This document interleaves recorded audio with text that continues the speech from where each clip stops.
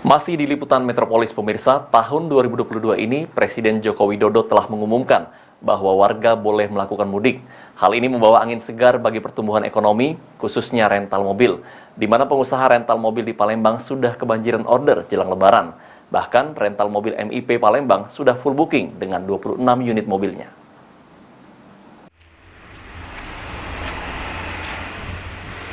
Dihapusnya larangan mudik Lebaran tahun ini berdampak positif ke rental mobil. Hal ini membawa angin segar bagi para pengusaha rental mobil, khususnya di kota Palembang. Beberapa pengusaha rental mobil kebanjiran order jelang Lebaran.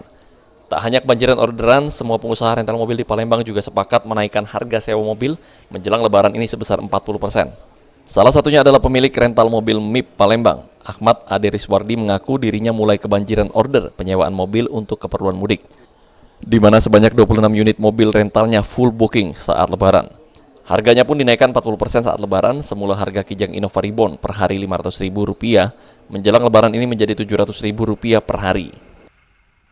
Lebaran 2022 ini ada kenaikan dari tahun sebelumnya, yang mana pemerintah kita sudah mengizinkan untuk orang mudik. Jadi oleh karena itu ada kenaikan, dan sampai hari ini alhamdulillah kendaraan kita full book. Full booking nggak ya untuk Lebarannya?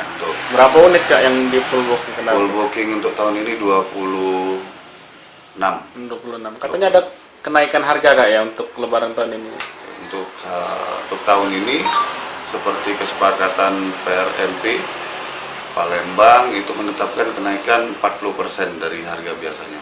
Walaupun dinaikin masih tetap warga booking mobil? Masih tetap, karena kebutuhan mungkin sudah 2 tahun ini tidak mudik, mungkin tahun ini banyak sekali yang mudik. Baik luar kota maupun dalam kota Kak? Kebanyakan luar kota, ke Medan, Padang, ada yang sampai ke Jawa Timur. Irawan, Paldi.